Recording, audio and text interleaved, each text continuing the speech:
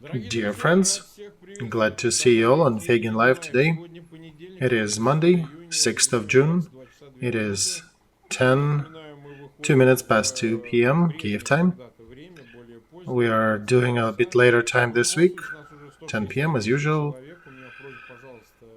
We have about 160,000 people watching us live. Again, please share this stream, send links to your friends. If you're listening to that in English, subscribe to the privateer station. Subscribe to Feygin Live, subscribe to Olexiy Arestovych. Good evening, Olexiy. Good evening, glad to see you all. And by the way, there are more videos on each of those channels. Alright, yesterday we had a bit of a break.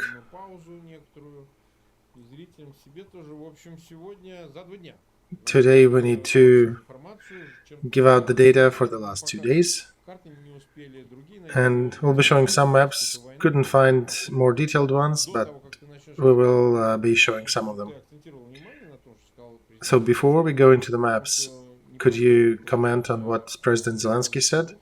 That there is a complicated situation near Severodonetsk and in Zaporozhye region. All right, let's bring up the map. I'll tell you everything. All right, here is Severodonetsk area, the Institute of War. This is an English language map.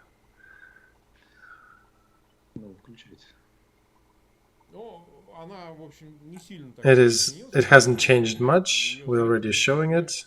Okay, I'm seeing it here. It's a bit delayed. Yeah, it's a bit difficult for us to show the maps that you just sent us. It's more detailed. So this map, we might see some things here. It's not too detailed. So I want to say from the get-go, the evening stopped being quiet, and the coming week will be pretty difficult for us. Why?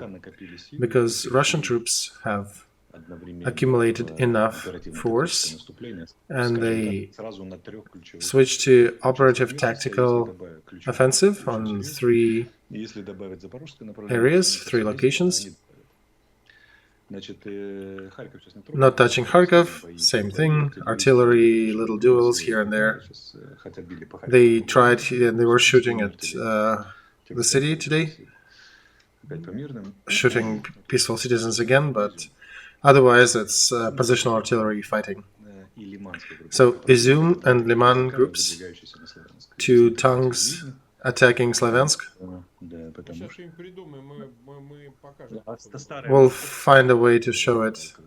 Can we show the older maps maybe that I gave you a few days ago? You just keep talking, we'll find something to show you. So there was such a protrusion of our troops with the base of Svetogorsk that was causing them pain, so they decided to cut off this protrusion, and they're pretty successful. We'll know tomorrow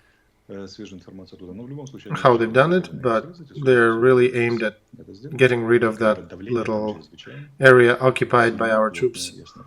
The pressure is very hard, so we likely will give it up. And then there is more pressure going down. Oh, here is the zoom on Svetogorsk on the left.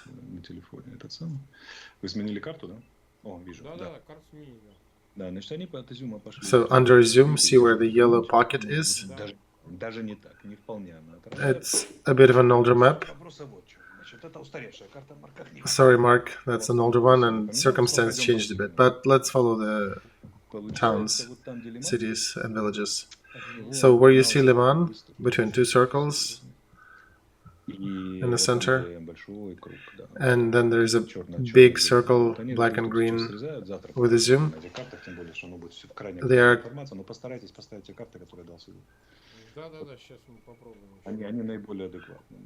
trying to cut off at about 7 there is a... Yeah, see that red protrusion going out around 7 p.m., 7 or 8 p.m. towards Barvinka to cut the road. And then they want to cut that yellow pocket out and find a way to get to the river. And then if they're successful, they may get to Slavyansk within a week, roughly, if we will be able or will not be able to stop them, so we'll explore that. They are approaching Slavyansk. That's a definite threat for us. And our troops on the north of it, they either will be defeated or they'll have to cross to the southern bank. Why? Because they have an oversaturated group of Russian troops. In general, that group fights rather well, and they also have a big numerical and artillery advantage. So now we'll show the map that you sent us, your map. Okay, this one. Also in English, and it's somewhat small details on it. We're trying to zoom. Gets a little pixelated, but... And I'm sorry, I'm seeing everything a bit delayed. All right, so now you can see it. So if you see Slavyansk in the middle, and then there is a pocket near Svetogorsk, that's the one they're trying to get rid of. And then they get to the river and they'll try to cross it. You remember what happened in Belogorovka. But still, our troops to the north of Slavyansk and north of Seversky Donetsk are in a pretty difficult position. And I don't know their perspectives. I'm setting it up front so that our viewers would be ready for those events that will unfold or might unfold soon. They cancelled the plan to get to Siversk near and explore it near Popasny, but they went over here to try to attack Slavyansk. Because when they were going there, they kind of were spreading their forces too wide, so they're concentrating it more. And now, Severodonetsk, they became more powerful there, and they brought a ton of artillery, so they're basically leveling the whole city. And we cannot realize our advantage in a close fighting, so we have to, let's say, rapidly maneuver under their artillery fight. So yesterday we were defeating them, today it's the other way around. They're oversaturated with artillery, and now we have to evade and maneuver. But that's not the problem. The problem is that you see Bakhmut, it's on the 5 o'clock to the right-ish. They took away some of the troops and somewhat keep hitting it, but the main effort, they concentrated on trying to get to the road between Bakhmut and Lysychansk. They keep going. We cannot fully stop them. They're very slow, but they're still advancing. And there is quite a danger that they might cut this road. This is that area. And also near Lysychansk, they're attacking our defense positions. And if they manage to get there, it'll be a pretty sad picture for our troops. I remind that between that big Russian protrusion going towards the road near Yakovlivka, Vasilievka, and the north, that all can be covered with artillery. So I'm thinking our command better have some secret plan that I don't know of, because otherwise this situation is pretty dire. If they close that lid, we might have the second Mariupol in that area. They threw everything they have. So what have they accumulated? What did they throw? What is it in quantitative? So they have the remnants of airborne troopers. They have somewhat experienced remnants of those. On Izum, they have about 20 battle technical groups, Lysychansk another 20, and Slavyansk another 20, and from the south, maybe 10. From Izum to Popasna, it's about 100 kilometers there. So altogether, what's the number? I want to say if there are 40 or 60% of these groups, plus LNR, DNR troops, maybe 35,000, 40,000 troops in that area, in the overall area. Problem is not that. Problem is the phase. They accumulated the troops. They somewhat coordinated the advance, and they're trying to push their plan. And they keep some pressure on the other parts of the front, so we cannot move too much out of there. But the pressure here is pretty serious in this area. So at least for 4 or 5 days worth of grinding. So in about a week we'll see what will happen, what will unfold. So tell me this, the question of withdrawal of Ukrainian troops from Severodonetsk, is it somewhat of increasing probability of the events that are unfolding, or it is less likely? General Command is not informing me of their plans, and even if they did, I wouldn't be able to tell.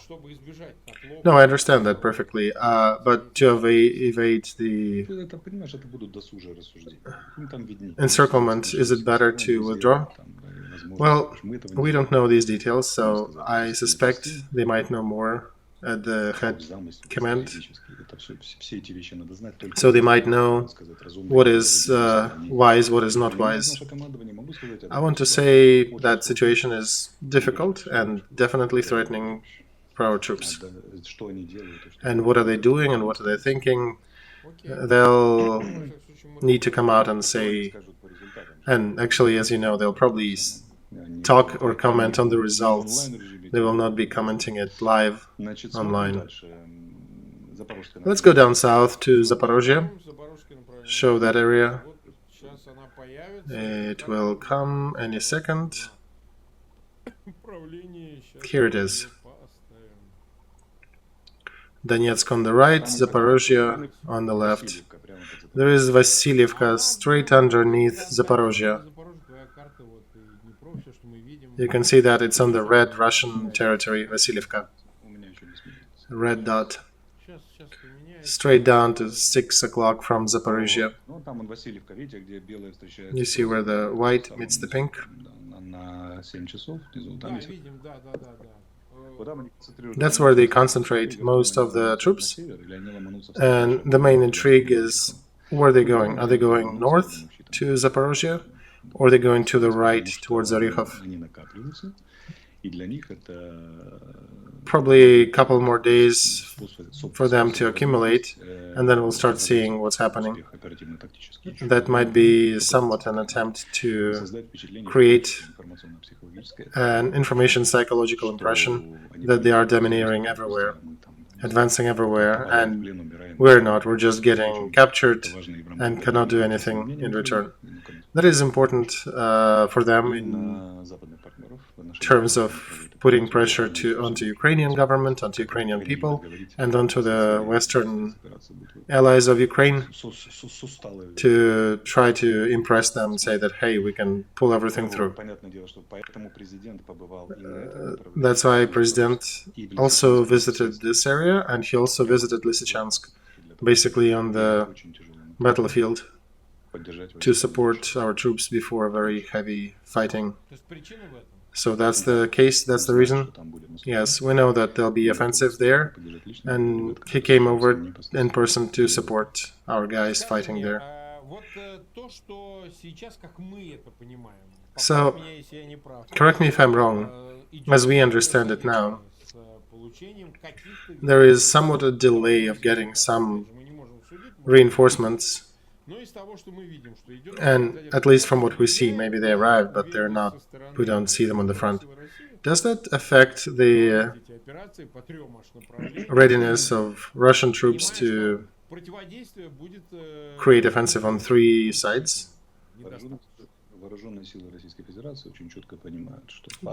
Russian military forces understand that right now the situation tactically is on their side. They have time till about early July, mid-July, when they can attack us without facing a high chance of getting under good Lend-Lease artillery or other weaponry.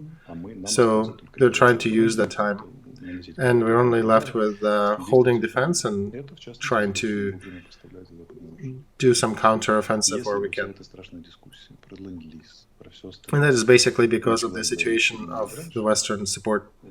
If the whole discussion about Lend-Lease started 4 weeks earlier, the phase would be different. We would have been ready right now to counter-attack some of them, but they've been accumulating from May till about mid-June, so they have now till about mid-July, about a month to grind this. That's why I'm saying the war is not about meters, tons, and troops so much as it is about rhythms.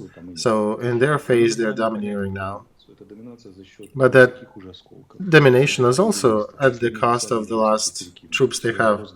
It's the last airborne troops that they have. They're all here, the last 20%. Some of the police special forces, contractors. So the situation in Russian troops is probably understandable for you if you remember that General Kutuzov died a couple days ago trying to get his, so to say, elite detachment to go and attack Ukrainians. So imagine that even the elite detachment did not want to go up. So we're still working on them with whatever we have. And we are suffering, but we're also destroying them as well. And I sincerely hope that we'll be able to hold it. And or maybe our top military command has some plan. It's almost 390,000 people watching us.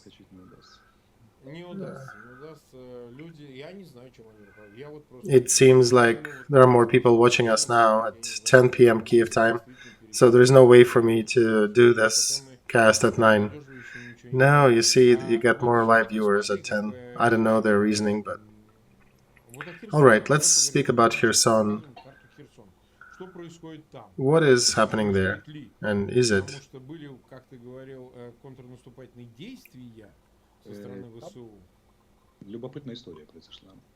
Because you told us earlier there was some counteroffensive from Ukrainian side. This morning, Russian troops left Blagodatnaya. This is on the line, on the rail line between Mykolaiv and Kherson. It's on the place where the red and the white connects. And one has to understand this is not them fleeing, they are maneuvering and trying to reinforce some parts of their front. So that group got 3 to 4 battalion technical groups as reinforcement, but that was not enough to hold that front. So they need to maneuver with what they have. And that's why they abandoned Blagodatne. Probably because they have some reinforcement positions behind it, and they threw that group on a more threatening location where we pressing them harder. So here it's different. We are pushing on them, and they're trying to throw reserves around. See, the war is very unequal. depending upon your concentration. In Severodonetsk and Izium and Popasna, we were feeling pretty bad, but here they do not feel too good. So obviously they have more power to attack us, but in this direction, at least we're somewhat more concentrated. All right, so these are the main news. Of course, not much new near Kharkov.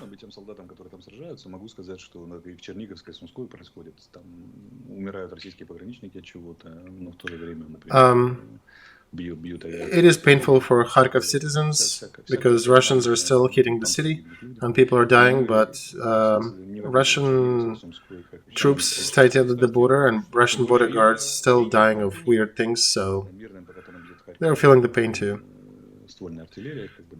But yeah, citizens who are getting shot by some long-range artillery in that area, we remember about you. Please respect the sirens and attack and everything.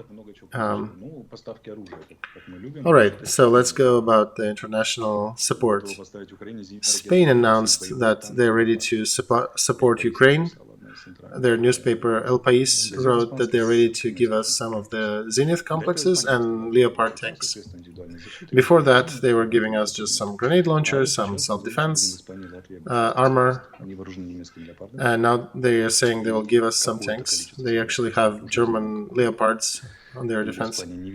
Spain is not a great tank country, but in our case, even a battalion, if they manage to give us, 30 machines, that'll be amazing.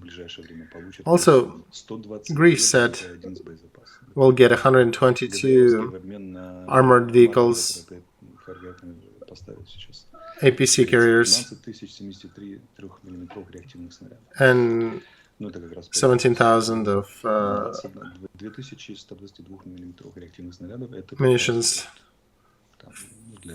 for MLRS, 20,000 AKs, 3 million bullets, hundreds of Stingers, and 1,000 of anti-tank missiles.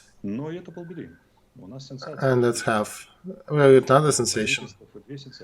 The government of Germany, according to Scholz, said they'll spend 100 billion to modernize.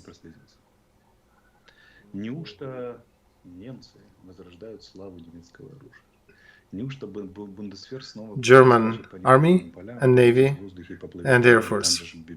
So I almost cried because it sounds like Germany is going to revive their military power, that they're actually going to buy more Eurofighters, buy transport choppers, anti-air aircraft and air defense systems. Even the defense system, Twister defense system of space-based defense system. I suspect it must be something that intercepts things flying ballistically. Almost 20 billion for Navy, attack submarines, frigates, Zenith systems for submarines, 21 billion for communications and military communications and command.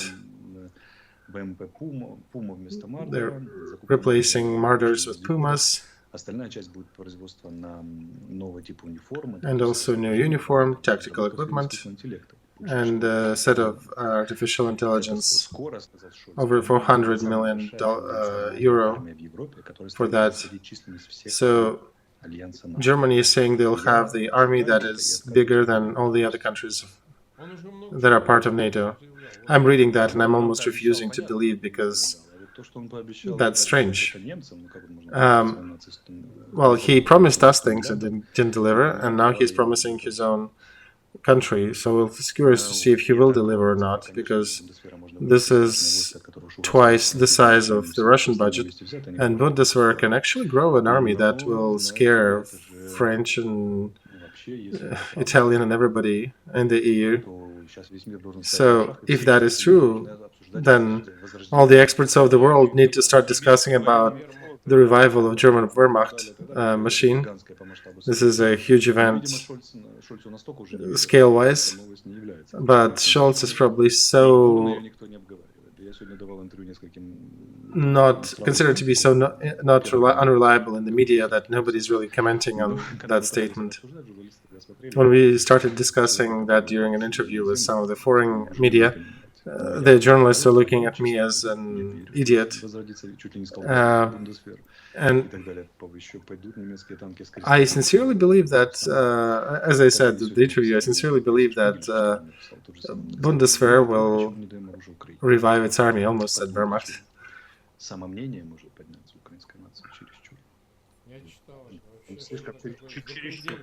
And украинский танк немецкого происхождения на территории России, нежные россияне будут глубоко травмированы наличием снова танков. Perhaps why they have not still supported us is because that they're probably feeling very gentle citizens in Russia who will feel real bad if German tank rolls over Russian border somehow. I don't know. It's weird. I do want to bring up here that during the Second World War, only 6% of Russian territory was occupied by Germany, while the whole Ukraine was captured by Nazi Germany at that time. So,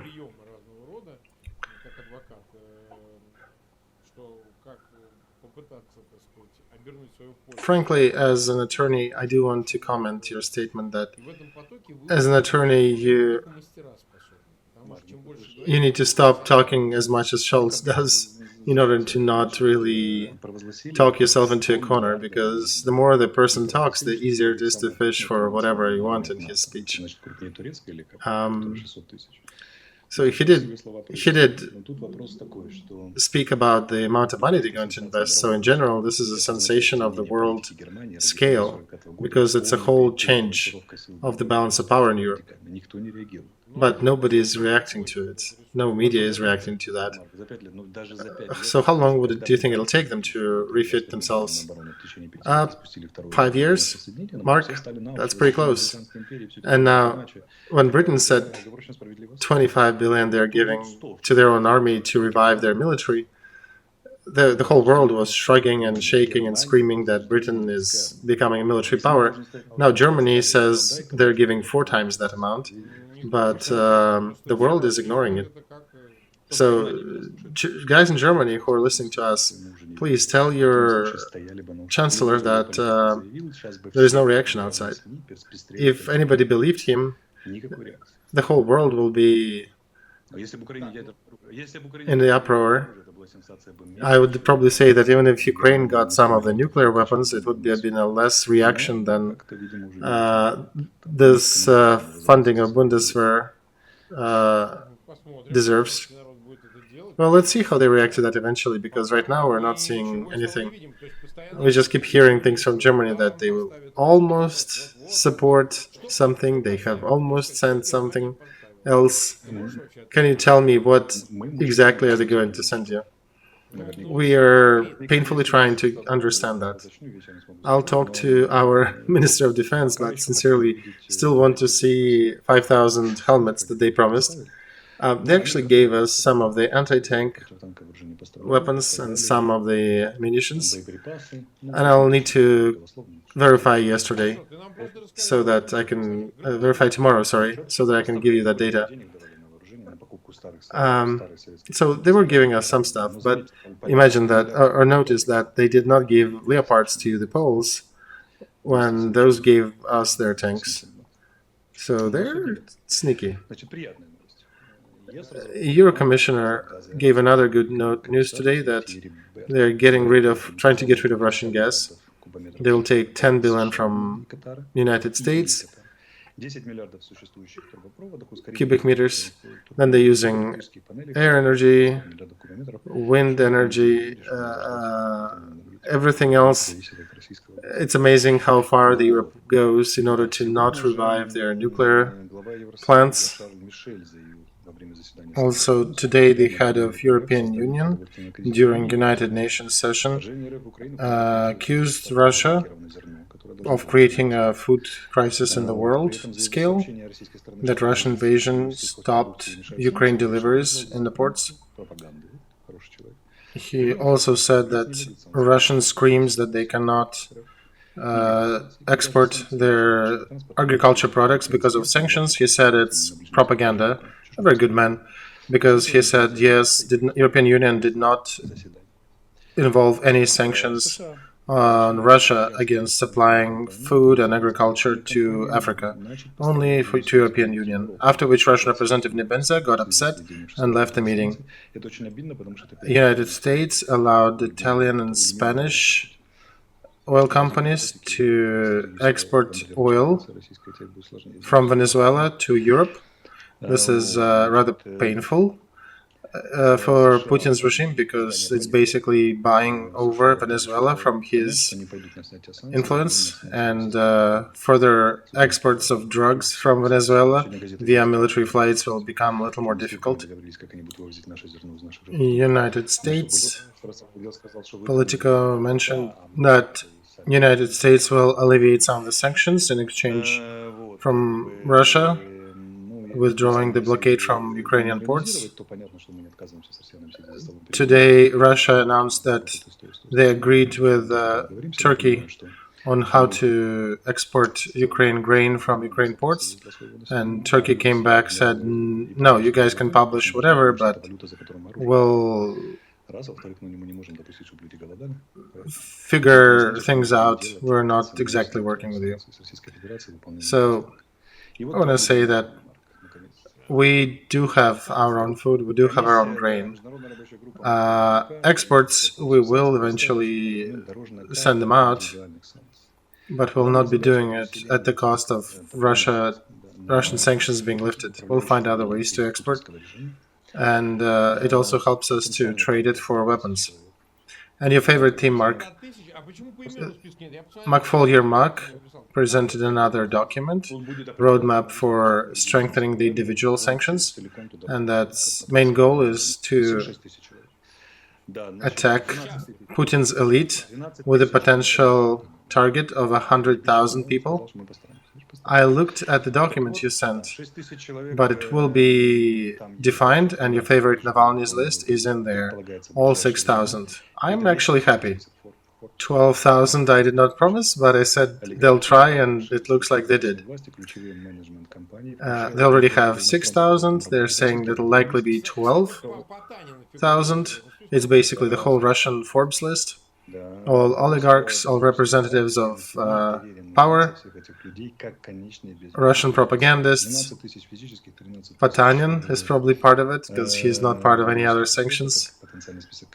Heads of political parties, members of the family, and trustees. 12,000 physical persons, 13,000 legal entities. That's the potential list of candidates. And immediate, generally defined group is 100,000 of well-to-do Russians. Patanin, Russian nickel. Andrei Bakarev, transport holdings. Iskander Mahmudov, co-owner of Transoil. Key sanction mechanisms include freezing of personal assets, cancellation of any visas, tourist visas, and disruption of any trade dealings with the West companies. Now, there is another mechanism that if this person is sanctioned in one country, it will be sanctioned by any other country as well. So it's a synchronization of countries. And they're turning to Israel, to many other countries in Persian Gulf and others. And what's interesting, there is another aspect of it. If the person who got sanctioned is eager to give his means freely to the fund of supporting Ukraine, he gets dropped off this list. So for the first time, this list allows people to get out of it. Or another option for them is to publicly denounce and condemn Putin's aggression in Ukraine.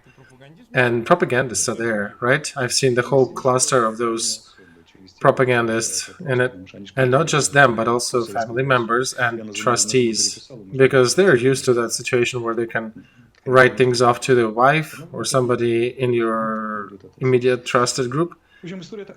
So yeah, the beneficiary will be determined, and if that works out, that'll be a very strong hit. So the presence of McFaul there, he's a trusted person from Biden's administration in this commission. Does it help to push this list in the United States? Of course, he's there for a reason. Earmark McFaul, it's basically daily coordinations with each other. So McFaul, is that American creature or Ukraine did? It's Ukraine-American group with international experts suggested that. This is a serious mechanism. This is what we've been discussing about. This is what you've been pressing on as somebody who understands how it works in Russia.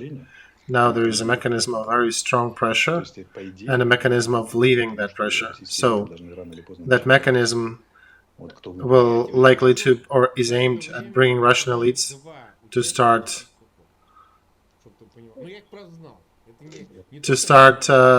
getting out of it. So I want to tell you that there are 2 representatives of Russian Forbes list who called me. Only 2, but they did say, Mark, you're a good guy. So tell them hellos, and this is personally for you and for all the Russian opposition is a real good day. The next day will be when the sanction gets implemented, because for now it's just a suggestion.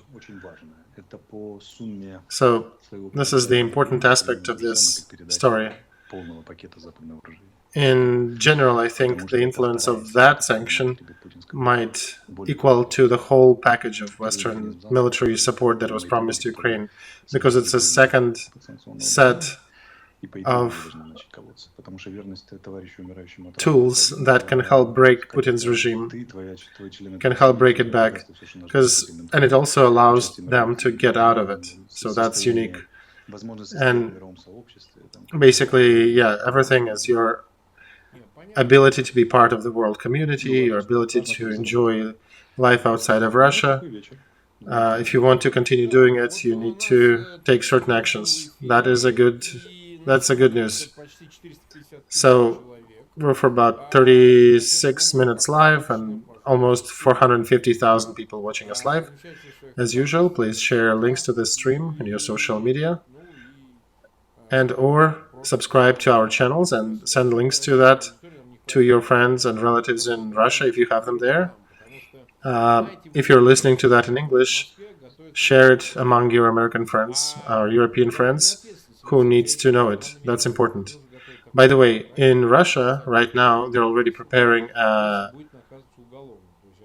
legal action against their citizens, that they will be punished criminally for interaction with foreign agents or representatives of foreign enemies and opposition to Putin's regime. It seems like they know that about you, Mark. Oh, it's not just me. I think it's the whole group of us pushing back at them.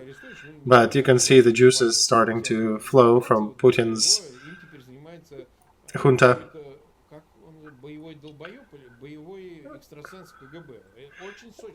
And there was an interesting video on NTV in Russia that they have some battle extrasensory specialist working with you, Olexiy, remotely, aiming at sowing destruction. So you've been put on notice. But anyway, subscribe to this channel. Subscribe to the Privateer station if you're watching that in English. Last thing I wanted to discuss is maybe some news related to Zhitko, who is the head of the operational command in Ukraine on the Russian side. Can you link the accumulation of resources and start of the push on those 3 directions with his appointment, that they took the political morale commander, and that's what he is doing. A new phase, new executioner. They're doing somewhat a good rotation. And as we talked yesterday, he's not exactly a political figure. He is working on that system now, but he actually has been a commander on different levels, so he knows what he is doing, and everything to the north of Slavyansk, that's definitely his. And if that's his stuff in Popasny and Severodonetsk, he's pretty talented commander. He's not a genius, but then again, the whole Russian operation against Ukraine is not too witty, is not a smart action. But on a tactical level, he's definitely talented, and he creates a lot of operational issues for us. So, summing it up, we can say on the front, it will be a very difficult week that may become become a breaking point for us or for Russia. And we may suffer consequences if we do not hold. And as for the international market, we do have success in the international arena with gas, with oil, and with the sanctions list, a very serious one. Plus the weapons somewhere coming to us from Greece and some other countries. So the 15th of June is the next week, next session in Ramstein. By that time, we'll know what's happening in the east, and Kherson and Zaporozhye, and how we'll be joining that session next week. All right. For 150,000 people watching us live, over 40 minutes, our stream. So we're leaving more information outside, and we need to, we'll address it tomorrow. See, it works. We were arguing which time is better. 10 p.m. looks better. And my friend, Masin Ayem, was wounded in a fight with Russian occupants. He's a great lawyer, great attorney. He was wounded. It is a head wound. Something is with his eyes, as his brother comments. So we're wishing him to recover from that wound. All right, Olexiy, see you tomorrow. Dear viewers, come tomorrow to that time, 10 p.m. Kiev time. Last thing we want to say, Boris Johnson got a vote of confidence, so whatever opposition he had failed to topple him.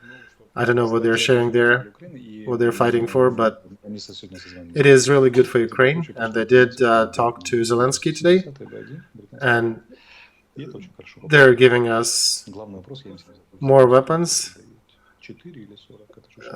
That's the main question. How many you're giving? 4 or 40?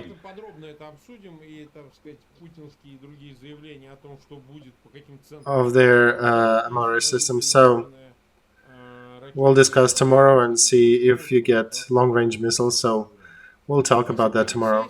Thank you, Olexiy. Thank you, everybody. We'll see you tomorrow. Goodbye.